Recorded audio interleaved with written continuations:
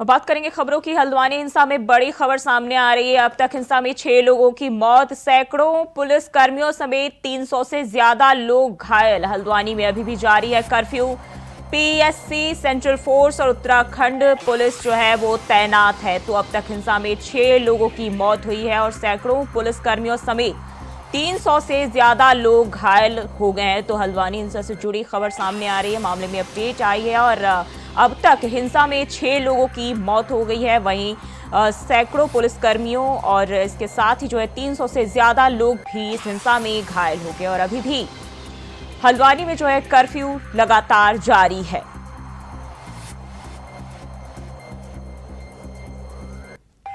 तो सैकड़ों पुलिसकर्मियों समेत 300 से ज्यादा लोग इसमें घायल हुए हैं। और इसी खबर पर ज्यादा जानकारी के साथ अब कैंतुरा हमारे साथ जुड़ गए हैं। अब है क्या अपडेट है? अभी भी हल्द्वानी का जो क्षेत्र है वहां पर कर्फ्यू जारी है। हल्द्वानी के शहर में जो वनकुलपुरा जो क्षेत्र है जहां पर कल घटना घटी थी वहां पर भी पूरी तरीके से कर्फ्यू यहां पर लगा दिया गया है। इसके अलावा सुरक्षा को लिहाज से यह कह सकते हैं कि कोई और बड़ी घटना वहां पर न घटे, किसी तरीके की हिंसा और न वहां पर उपजे, उसके लिए जो केंद्रीय रिजर्व पुलिस फोर्स यानी सीआरपीएफ की जो टुकड़ियां हैं वो वहां पर तैनात कर दी गई है। उत्तराखंड पुलिस फोर्स के साथ साथ पीएससी यानी जो रिजर्व पुलिस फोर्स है उसकी टुकड़ियां भी वहां पर तैनात कर दी गई है ताकि किसी भी प्रकार से कोई भी क्षेत्र, वहां का जो क्षेत्र हो वो इस समय हिंसाग्रस्त क्षेत्र की ओर ना बढ़ पाए। प्रशासन की तरफ से लगातार निगरानी वहां पर की जा रही है। ये सीसीटीवी कैमरों पर लगातार नजर रखी जा रही है। ड्रोन के माध्यम से भी जो घटनास्थल जो क्षेत्र है उस क्षेत्र में वहां पर निगरानी की जा रही है। साथ ही प्रशासन और पुलिस प्रशासन को दोनों को वहां पर निर्देश दे दिए गए हैं। जो जिला प्रशासन है और पुलिस प्रशासन दोनों को निर्देश दे दिए गए हैं कि अगर कोई भी दंगाई या कोई भी ऐसा व्यक्ति वहां पर आता है या पाया जाता है जो हिंसा को बढ़ाने वाला काम वहां पर कर रहा हो, जो सांप्रदायिक दंगे को जगाने का काम वहां पर कर रहा हो, तो वो ऐसे व्यक्ति के खिलाफ तुरंत देखते ही गोली मारने के आदेश वहां पर दे दिए गए। इसके अलावा प्रशासन को लगातार निर्देश वहां पर दे रहे हैं। खुद मुख्यमंत्री पुष्कर सिंह धामी देहरादून से लगातार जिला प्रशासन के माध्यम से इस पूरे घटना पर नजर बनाए हुए हैं। लोगों से अपील की जा रही है कि वो लोग शांति व्यवस्था बनाए रखें, किसी भी प्रकार से जो सौहार्दपूर्ण माहौल है वो बिगड़ने ना पाए, भाईचारा जो है वो बना रहे और उत्तराखंड की जो छवि है वो किसी भी प्रकार से ऐसे दंगों से, ऐसी घटनाओं से धूमिल ना हो, तो उसके लिए कोशिश लगातार सरकार यहाँ पर कर रही है। इसके अलावा जो मुस्लिम धर्म गुरु है या जो मुस्लिम जो नेता हैं जो क्षेत्र के जिनका दबदबा कहा जा सकता है, उन लोगों से भी लगातार अपील वहां पर की जा रही है कि वो अपने समुदाय के लोगों से लगातार बातचीत वहां पर करें ताकि किसी भी प्रकार से कोई दंगा या हिंसात्मक वहां उस क्षेत्र में और न भड़क ना पाए। जो घटना कल घटी थी वो घटना दुखदपूर्ण कही जा सकती है क्योंकि प्रशासन की तरफ से जो कार्रवाई वहां पर की गई है वो अवैध कब्जे को हटाने की कार्रवाई की गई थी, लेकिन कुछ अराजक तत्वों की तरफ से वहां पर माहौल इस प्रकार से बना दिया गया जिसके चलते वहां पर पथराव की स्थिति उत्पन्न हो गई और उस पूरे घटनाक्रम में कह सकते हैं कि जो पुलिस प्रशासन, जिला प्रशासन के लोग या जो पत्रकार वहां पर पहुंचे थे वो लोग वहां पर हताहत हुए हैं। 6 लोगों के हताहत होने की खबर यहाँ पर मिल रही है। 200 से ज्यादा लोग घायल अभी तक यहाँ पर बताए जा रहे हैं। आंकड़ा प्रशासन की तरफ से अभी स्पष्ट नहीं किया गया, जिन आंकड़ों की पुष्टि नहीं हो पाई है, तो ऐसे में सिर्फ शंकाएं मात्र यहाँ पे या सूत्र मात्र यहाँ पर बताए जा सकते हैं कि 6 लोगों के मरने की खबर अब तक सामने आ पाई है। लेकिन ये कह सकते हैं कि एहतियात के तौर पर उस पूरे क्षेत्र में, हल्द्वानी शहर में और जो वनपुरा का जो क्षेत्र है उस क्षेत्र में इंटरनेट की जो सेवाएं हैं वो वहां पर बंद कर दी गई है। प्रशासन से लगातार वहां पर कोशिश की जा रही है कि प्रशासन उस क्षेत्र में शांति व्यवस्था को बनाने की कोशिश वहां पर करे, लोगों से बातचीत करें और समझाने का प्रयास करें कि जो कार्रवाई थी वो कोर्ट के निर्देश पर थी और अवैध कब्जे को हटाने की थी। ये कह सकते हैं कि जब ये घटना वहां पर घटी थी तो त्वरित गति से प्रशासन ने अपना एक्शन प्लान वहां पर तैयार किया था और लोगों से अपील भी की थी। साथ ही जो लोग पथराव वहां पर कर रहे थे उन लोगों को चिन्हित करने का काम प्रशासन की तरफ से वहां पर किया जा रहा है ताकि ऐसे व्यक्तियों के खिलाफ कठोर कार्रवाई की जा सके। जी अब है आज एक बार फिर से जो है नमाज जो है ये लोग अदा करेंगे, जो मुस्लिम समुदाय के लोग, और ऐसे में कहीं ना कहीं ये माना जा सकता है कि आज फिर से कहीं इस तरह के माहौल ना बन जाए। इसको लेकर सरकार की ओर से क्या कुछ तैयारी की गई है? बिल्कुल, ये कह सकते हैं कि पूरे प्रदेश में इस समय जो पुलिस प्रशासन है वो अलर्ट मोड पर यहाँ पर रखा गया है। खासतौर पर ऐसे क्षेत्र में, चाहे आपका देहरादून का क्षेत्र हो, हल्द्वानी का क्षेत्र हो, उधम सिंह नगर का क्षेत्र हो या हरिद्वार का क्षेत्र हो या ऐसे जगह जो जहाँ पर आज के दिन दंगा भड़कने या हिंसात्मक घटना होने की संभावना ही ज्यादा हो सकती है, उन जगहों पर पुलिस फोर्स को ज्यादा सतर्कता बरतने के निर्देश यहाँ पर दे दिए गए हैं। देहरादून, हल्द्वानी, उधम सिंह नगर, नैनीताल, इन जगहों पर पुलिस फोर्स को एक्स्ट्रा फोर्स के साथ वहां पर तैनात रहने के लिए कहा गया, ताकि किसी भी प्रकार से आज के दिन यानी जो शुक्रवार का दिन है, जुम्मे का दिन, जुम्मे की नमाज अदा की जाती है, तो ऐसी जगहों पर आज के दिन हिंसा ना भड़क पाए या कोई ऐसी घटना उपद्रव जैसी या दूसरी घटना ऐसे ना हो जो उत्तराखंड के शांति व्यवस्था को भंग करने का काम कर सकती हो। ये भी कहा जा सकता है कि पुलिस प्रशासन अपने स्तर पर अलर्ट मोड पर आज के दिन के लिए काफी तैयार यहाँ पर रह गया था, क्योंकि 2 दिन पहले ये कह सकते हैं कि जब विधानसभा में यूसीसी का बिल पास हुआ था, तो उसके बाद से संभावना जताई जा रही थी कि जो अगली जो जुम्मे की जो नमाज होगी, उस नमाज में लोगों के भड़कने की आशंका यहाँ पर ज्यादा जताई जा रही थी, तो इसलिए पुलिस प्रशासन को अलर्ट रहने के लिए कहा गया था। लेकिन कल जिस प्रकार से हल्द्वानी के वनपुरा क्षेत्र में एक घटना वहां पर घटी है, तो वो सीधे तौर पर ये कहा जा सकता है कि पुलिस प्रशासन का एक फेलियर वहां पर कहा जा सकता है कि इंटेलिजेंस का फेलियर था, जिसके चलते समय रहते इन सब चीजों की भनक प्रशासन को नहीं लग पाई या प्रशासन ने अपनी तरफ से कोई कार्रवाई ऐसी नहीं कर पाई। और जिस प्रकार से उस क्षेत्र में घटना घटी है, तो उससे पुलिस प्रशासन को भी सबक लेने की जरूरत है, खासतौर पर इंटेलिजेंस विभाग को और अलर्ट रहने के लिए कहा गया है। जी, अब है एक सवाल और जानना चाहूंगी कि जब भी कभी इस तरह की कार्रवाई की जाती है, तो वहां कहीं ना कहीं प्रशासनिक तौर पर पूरी तैयारी के साथ जो है प्रशासन जाते हैं, और यहाँ कहाँ चूक रहेगी, क्योंकि इतने बड़े हिंसा के रूप में जो है यहाँ माहौल ही पूरा चेंज हो गया है, कहाँ चूक रहेगी प्रशासन की ओर से? बिल्कुल, इसे बड़े स्तर पर इसलिए कहा जा सकता है क्योंकि प्रशासन के स्तर पर जो सबसे बड़ी जो चूक कह सकते हो, पुलिस विभाग की चूक कह सकते हैं, खुफिया तंत्र की उस चूक को उजागर यहाँ पर किया जा सकता है, उसे साफ रूप में खुफिया तंत्र का फेल्योर यहाँ पर कहा जा सकता है, इंटेलिजेंस का फेल्योर कहा जा सकता है, जिन्होंने इस चीज को जिन्हें इस चीज को समझ नहीं पाए कि पूरा घटनाक्रम क्या वहां पर हो सकता है। पहले से ही ये कह सकते हैं कि जो वनपुरा का जो क्षेत्र था, जो संवेदनशील क्षेत्र, ये कह सकते हैं कि जहाँ पर अवैध रूप से मदरसा बनाया गया था, नमाज स्थल वहां पर बनाया गया था, जिस पर लगातार प्रशासन अपनी कार्रवाई यहाँ पर कर रहा था, कोर्ट में मामला चल रहा था, कोर्ट में ये कह सकते हैं कि 24 फरवरी का दिन इसके लिए यहाँ पर निहित भी किया गया था कि इस पूरे मामले की अगली सुनवाई 24 फरवरी को वहां पर होगी। लेकिन प्रशासन ने अपनी तत्परता दिखाते हुए ऐसे अवैध कब्जों को हटाने का काम वहां पर निरंतर रूप से जारी रखा हुआ था, और कल भी जिला प्रशासन, नगर निगम प्रशासन और पुलिस प्रशासन के साथ भारी फोर्स वहां पर पहुंची थी, और जो अवैध मदरसा वहां पर बनाया गया था, उस अवैध मदरसे को हटाने का काम वहां पर किया जा रहा था। इसी दौरान ये पूरा घटनाक्रम वहां पर घटा है। लोगों की तरफ से, जैसे समुदाय के लोगों की तरफ से पथराव वहां पर किया गया, पुलिस प्रशासन और जिला प्रशासन की तरफ से उस पूरे क्षेत्र को वहां पर सील कर दिया गया, यानी जो अवैध मदरसा था और जो नमाज स्थल जो अवैध रूप से वहां पर बनाया गया था, उसको सील करने का काम वहां पर कर दिया गया। जी, अब बने रहिए हमारे साथ, अगली खबर पे भी आपका रुख करेंगे। और हल्द्वानी हिंसा पर नैनीताल डीएम का बड़ा बयान, प्लानिंग के तहत पुलिस पर हुआ हमला। डीएम की ओर से बयान सामने आ रहा है, बड़ी जानकारी सामने आ रही है। हिंसा से जुड़ी पेट्रोल बम और पत्थरों से हमला किया गया। प्रशासन ने कोई धार्मिक स्थल नहीं तोड़ा है, ऐसा डीएम की ओर से कहा गया है। कोर्ट के आदेश का पालन किया गया। डीएम की ओर से यह बयान सामने आया है कि कोर्ट के आदेश का पालन किया गया, कोई भी धार्मिक स्थल नहीं तोड़ा गया है। वही पुलिस पर जो है पेट्रोल बम और पत्थरों से हमला किया गया, प्लानिंग के तहत पुलिस पर हमला किया गया है। तो नैनीताल डीएम की ओर से हल्द्वानी हिंसा को लेकर बड़ा बयान सामने आया है, जिसमें उन्होंने कहा है कि पूरी प्लानिंग के तहत पुलिस के ऊपर हमला किया गया है।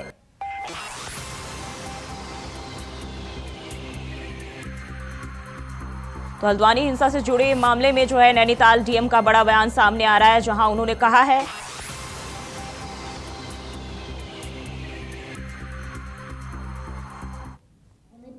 को दिखाने का मेरा मकसद ये है कि आप इस वीडियो में देख पा रहे होंगे कि यहाँ ना तो कोई पुलिस फोर्स किसी को प्रोवोक कर रही है, किसी को भड़का नहीं रही, किसी को मार नहीं रही, किसी को किसी भी प्रकार से कोई नुकसान पहुंचाने की कोशिश नहीं कर रही है, ना एडमिनिस्ट्रेशन की टीम, ना पुलिस की टीम। ये है कि 15-20 दिन से हल्द्वानी के अलग अलग क्षेत्रों में और उससे पहले से भी माननीय उच्च न्यायालय के आदेश के बाद भी अतिक्रमण पर कार्रवाइयां हुई हैं। अन्य जो स्टेट गवर्नमेंट के द्वारा भी जो है सरकारी भूमि पर अवैध अतिक्रमण को हटाए जाने के संबंध में जिला स्तर पर टास्क फोर्स गठित करी गई है। सरकारी संपत्तियों की सुरक्षा के दिशा निर्देश दिए गए हैं। सरकारी संपत्तियों की जीआईएस मैपिंग करी जा रही है। जो कब्जे हैं उनको हटाया जा रहा है। जो सरकारी परिसंपत्तियां हैं उनको सुरक्षित करने हेतु अधिकारियों के उत्तरदायित्व निर्धारित करे जा रहे हैं। आपके मीडिया के द्वारा इसको समय समय पर रिपोर्ट भी करा गया है। पिछले 15-20 दिनों से एक ड्राइव हल्द्वानी क्षेत्र में नगर निगम की परिसंपत्तियों के संबंध में चला। शहर के जो चौराहे हैं, सड़कें हैं, ट्रैफिक कंजेशन से मुक्ति दिलाने के संबंध में उनके चौड़ीकरण की एक्टिविटी भी चली। सभी जगह विधिक रूप से प्रक्रिया पूर्ण करते हुए सभी को नोटिस दिए गए, सुनवाई के अवसर दिए गए सुनवाई समिति ने करके प्रत्येक व्यक्ति को एक एक करके सुना और सबका निस्तारण किया।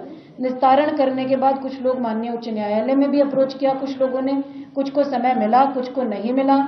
जहां पर समय नहीं मिला वहां डिमोलिशन ड्राइव भी नगर निगम, पीडब्ल्यूडी और अन्य विभागों के माध्यम से अपनी अपनी परिसंपत्तियों पर टेकअप करी गई। तो मेरा ये स्टोरी, ये बैकग्राउंड बताने का मकसद ये है कि ये कोई आइसोलेटेड एक्टिविटी नहीं थी, ये कोई एक ही परिसंपत्ति को टारगेट करके करी हुई एक्टिविटी नहीं थी। ये पूरे काफी लंबे समय से हल्द्वानी के अंतर्गत सरकारी परिसंपत्तियों को अलग अलग क्षेत्रों में बचाने का, सुरक्षित करने का, अतिक्रमण मुक्त कराने का, इस प्रॉपर्टी पर जो कि खाली प्रॉपर्टी है जिसमें 2 स्ट्रक्चर्स हैं जो कहीं पर भी ना तो किसी धार्मिक संरचना के रूप में रजिस्टर्ड हैं, ना ही किसी प्रकार से मान्यता प्राप्त है। उन स्ट्रक्चर्स को कुछ लोग मदरसा कहते हैं, कुछ लोग उसको नमाज स्थल कहते हैं, लेकिन उसका विधिक रूप से दस्तावेजों के अंतर्गत कोई अस्तित्व वर्तमान में नहीं है। उनको हमने खाली कराया, जो ओपन स्पेस था उसका कब्जा ले लिया गया और एक नोटिस परिसंपत्तियों पर, स्ट्रक्चर्स पर चस्पा करा गया, क्योंकि कथित रूप से ये एरिया मलिक का बगीचा नाम से जाना जाता है, जबकि कागजों में जो डॉक्यूमेंट्स हैं, दस्तावेज हैं नगर निगम के, वहां मलिक का बगीचा के नाम पे दर्ज नहीं है, नगर निगम की नजूल भूमि के रूप में दर्ज है। तो इन स्ट्रक्चर्स पर नोटिस चस्पा करे गए और खुद से ही अपना अतिक्रमण 3 दिन के अंदर हटाने के निर्देश दिए गए। 3 दिन के अंदर अतिक्रमण न हटाए जाने की दशा में या तो अपने अभिलेख प्रस्तुत करेंगे जिससे स्वामित्व सिद्ध हो सके, या तो हटाएंगे, अदरवाइज नगर निगम द्वारा हटा दिया जाएगा। ये बिल्कुल क्लियर इंस्ट्रक्शंस संबंधितों को 30 तारीख को दे दिए गए थे। फोर्स हमारा जो मैक्सिमम यूज हुआ वो थाने के प्रोटेक्शन में यूज हुआ, बाकी जगह पर ज्यादा फोर्स यूज करे बिना सिर्फ अपने आप को असर्ट करते हुए, अपने आप को प्रोटेक्ट करते हुए ही एरिया को बचाया गया। जैसे ही थाने से इन लोगों को डिस्बर्स किया गया जो अराजक तत्व थे और वहां उपद्रव मचा रहे थे और लोगों की जान लेने की कोशिश कर रहे थे, थाने से डिस्बर्स करने के तुरंत बाद एक क्षेत्र पड़ता है गांधीनगर, आप सब लोग जानते हैं। इस मॉब के द्वारा उस क्षेत्र को घेर लिया गया। गांधीनगर के क्षेत्र में मिश्रित आबादी है, वहां सभी धर्मों के, सभी कम्युनिटीज के लोग रहते हैं, कोई एक विशेष समुदाय वहां निवास नहीं करता है। उस क्षेत्र को घेरा गया, उससे भी टेरराइज करने की। और हमारे साथ मथुरा से मोहम्मद फारूक जुड़ गए हैं, साथ ही लखनऊ से भी मोहम्मद आसिफ हमारे साथ जुड़ गए हैं। फारूक, मेरा सवाल आपसे है, यहाँ जो उत्तराखंड के हल्द्वानी में जो हिंसा हुआ इतना बड़ा, इसका उत्तर प्रदेश पर कैसा असर देखने को मिल रहा है? कि ये पुलिस जो है मथुरा में भी अलर्ट मोड पर आ गई है। कल आईजी दीपक कुमार और एसएसपी शैलेश कुमार पांडे ने पीस कमेटी की बैठक ली है, क्योंकि आज जुम्मे का दिन है और जुम्मे में नमाज होती है, तो सभी जगह जो है चौकन्नी बरती जा रही है। पुलिस पूरी अलर्ट मोड पर है। पुलिस का कहना है कि किसी को भी शांति व्यवस्था से खिलवाड़ नहीं करने दिया जाएगा। मथुरा वैसे भी जमुना और गंगा की तहजीब है, यानी जमुना और यमुना की तहजीब माना जाता है मथुरा को, और इस तहजीब को उन्होंने कहा है कि जो भाईचारा है इसको किसी भी कीमत पर जो है खत्म नहीं करने दिया जाएगा। तमाम पुलिस अधिकारी जो है लगातार गश्त कर रहे हैं और तमाम जो है आज जुम्मे को देखते हुए पुलिस अधिकारी लगे हुए हैं कि, और सबसे पहले आईजी दीपक कुमार का साफ स्पष्ट निर्देश है कि अफवाह फैलाने वालों पर जो है कड़ी कार्रवाई की जाएगी। इसी तरीके से उत्तर प्रदेश पुलिस भी पूरी तरीके से अलर्ट मोड पर है और डीजीपी प्रशांत कुमार का साफ तौर पर कहना है कि अब जो अफवाह फैलाएगा उसके ऊपर कड़ी कार्रवाई की जाएगी। और जिस तरीके से सोशल मीडिया के माध्यम से लोग अफवाह फैलाते हैं उसको भी लेकर जो है कड़ी कार्रवाई होगी, और जो सोशल मीडिया के माध्यम से अगर अफवाह फैलाता है उसको चिन्हित किया जाएगा और सोशल मीडिया पर भी पूरी तरीके से नजर रखी जाएगी। और डीजीपी का साफ तौर पर कहना है प्रशांत कुमार का कि कहीं भी उत्तर प्रदेश में कहीं भी कोई अराजक तत्वों को जो है चिन्हित किया जाएगा, और कहीं भी वो किसी भी तरीके की कोई बात करते हैं या अफवाह फैलाने का काम करते हैं या शांति भंग करने की कोशिश करते हैं तो उनके खिलाफ कड़ी से कड़ी कार्रवाई की जाएगी। मुख्यमंत्री योगी आदित्यनाथ खुद जो है किसी भी ढिलाई देने के मूड में नहीं है। जी अभय, सवाल आपसे, अभी जो है नैनीताल की डीएम की ओर से बड़ा बयान सामने आया है जिसमें उन्होंने कहा है कि ये सब कुछ जो है एक प्लानिंग के तहत किया गया है। जी बिल्कुल, यही हम इसी बात को हम ध्यान देने की और इशारा के यहाँ पर कर रहे हैं कि लगातार जो वहां पर घटनाक्रम घट रहा था उस घटनाक्रम पर जो पुलिस विभाग का जो इंटेलिजेंस का जो काम होना चाहिए था वो वहां पर सही तरीके से नहीं दिखा। इंटेलिजेंस का वो फेलियर है कि उनकी तरफ से इस तरह की किसी भी वारदात की सूचना पहले यहाँ पर नहीं दी गई, जिससे प्रशासन अपना स्तर पर इन सब चीजों से निपटने की तैयारी वहां पर कर पाता। और यही वो कमी है जिसके चलते इतना बड़ा घटनाक्रम वहां पर हो पाया। 6 लोगों की मृत्यु की सूचना अभी तक यहाँ पर मिल रही है, जो अस्पष्ट है, जिसकी पुष्टि अभी तक नहीं हो पाई है। 200 से ज्यादा लोग अभी भी घायल यहाँ पर बता रहे हैं, जो विभिन्न रूप में है, चाहे पुलिस प्रशासन के हों, जिला प्रशासन के हों, या फिर लोकतंत्र का जो चौथा स्तंभ कहा जाता है पत्रकारिता को, या फिर उसके लोग हों, वो लोग यहाँ पर घायल हुए हैं। और ये आंकड़ा अभी और बढ़ने की संभावना है। पुलिस का जो इंटेलिजेंस है, अगर वो सही तरीके से काम यहाँ पर कर पाता तो फिर कम से कम ऐसी घटना यहाँ पर नहीं होती और प्रशासन समय रहते उन सब चीजों से निपटने की तैयारी वहां पर कर पाता। अभी भी ये कह सकते हैं कि इस पूरे घटनाक्रम पर इंटेलिजेंस को ज्यादा सतर्क रहने के लिए यहाँ पर कहा जा रहा है, ताकि किसी भी प्रकार से उत्तराखंड का जो माहौल है, हल्द्वानी क्षेत्र में जो सांप्रदायिक दंगे भड़कने की जो संभावना इस समय कही जा सकती है, वो वहां पर ना हो। और इसके लिए लगातार पुलिस फोर्स को वहां पर डिप्यूट करने का काम वहां पर किया जा रहा है, तैनात किया जा रहा है, ताकि वहां पर शांति व्यवस्था भंग ना हो। इसके अलावा आज पूरे प्रदेश भर में ऐसे जो भी नमाज स्थल है जहां पर नमाज अदा की जाती है जुम्मे की, वहां पर भी पुलिस फोर्स को तैनात कर दिया गया, ताकि किसी भी प्रकार से ऐसे भड़काऊ बयान या ऐसे भड़काऊ भाषणों के माध्यम से वहां पर किसी भी प्रकार का जो सौहार्दपूर्ण माहौल या शांति व्यवस्था है वो भंग ना हो पाए। ऐसी जगहों पर जो संवेदनशील जो जगह हैं, आप चाहे देहरादून का क्षेत्र कह लीजिए, हरिद्वार का, नैनीताल का, उधम सिंह नगर का, हम 4 इन जनपदों की बात इसलिए करें क्योंकि ये शहरी क्षेत्रों में सबसे ज्यादा भीड़ भाड़ वाले क्षेत्र यहाँ पर है और यहाँ पर सबसे ज्यादा असर देखने को मिलता है अगर इस तरीके की घटनाएं वहां पर घटती है। इसलिए इन जगहों पर पुलिस फोर्स को ज्यादा अलर्ट रहने के लिए कहा गया है। साथ ही ग्रामीण जो क्षेत्र होते हैं, खासतौर पर आपका हरिद्वार का या उधम सिंह नगर का जो क्षेत्र है, उन क्षेत्रों में भी पुलिस को ज्यादा सतर्कता बरतने के लिए कहा गया। जो खुफिया तंत्र है उन्हें पहले से ही अलर्ट मोड पर रखा गया, ताकि समय रहते हुए इस प्रकार की कोई भी घटना वहां पर न घट सके। तो ये समझा जा सकता है कि पूरा उत्तराखंड इस समय अलर्ट मोड पर है। जिला प्रशासन को लगातार इस जो घटनाएं, ऐसी घटनाओं पर निगरानी रखने के लिए कहा गया। मुख्यमंत्री पुष्कर सिंह धामी स्वयं पुलिस प्रशासन और जो जिला प्रशासन है उनके साथ समन्वय बनाए हुए हैं, क्षेत्र घटना पर नजर रखे हुए हैं और लगातार अधिकारियों को दिशा निर्देश दे रहे हैं, ताकि उत्तराखंड का सौहार्दपूर्ण माहौल बिगड़ने ना पाए। जी आसिफ, अगर हम बात कर ले उत्तर प्रदेश की, यहाँ जो उत्तराखंड में ये हादसा हुआ है, हिंसा हुआ है, इसको लेकर जो है प्रशासन वहाँ कितनी अलर्ट दिखाई दे रही है? सरकार की ओर से क्या कुछ व्यवस्था कराए जा रहे हैं? जी बिल्कुल, बता दूं कि हल्द्वानी घटना को लेकर यूपी पुलिस भी पूरी तरह से अलर्ट मोड में आ गई है। यूपी डीजीपी ने साफ निर्देश दिया है कि सभी कप्तान अलर्ट रहे और साथ ही साथ अराजक तत्वों पर पूरी तरह से पैनी नजर रखें और किसी भी संदिग्ध व्यक्ति को गिरफ्तार करने में कोई कोताही न बरते। और साथ ही साथ यूपी सीएम योगी आदित्यनाथ भी इस मामले को लेकर पूरी तरह से मॉनिटरिंग कर रहे हैं और प्रशांत कुमार को साफ तौर पर अलर्ट रहने का निर्देश दिया है। वहीं बता दें कि डीजीपी ने प्रमुख धार्मिक स्थलों अयोध्या, काशी और मथुरा जैसे धार्मिक स्थलों की सुरक्षा बढ़ाए जाने का निर्देश भी पुलिस को दिया है और साथ ही साथ उत्तराखंड से सटी यूपी की सीमाओं पर पूरी तरह से चौकसी बरतने का निर्देश दे दिया गया है।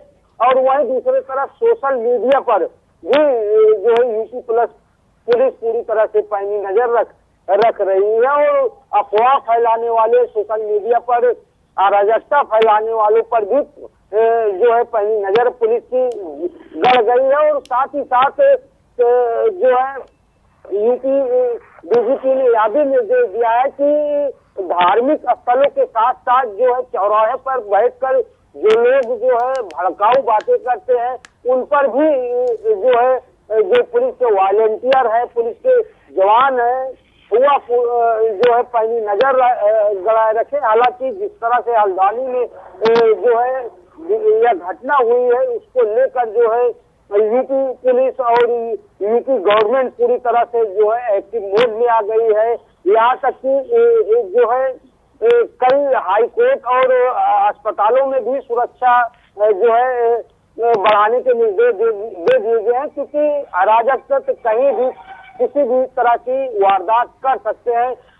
अगर बात करें राजधानी लखनऊ की, राजधानी लखनऊ में भी संवेदनशील और प्रमुख स्थानों पर जी आसिफ, बहुत बहुत शुक्रिया आपका और फारूक आपका भी बहुत बहुत शुक्रिया है, आपका भी बहुत बहुत शुक्रिया।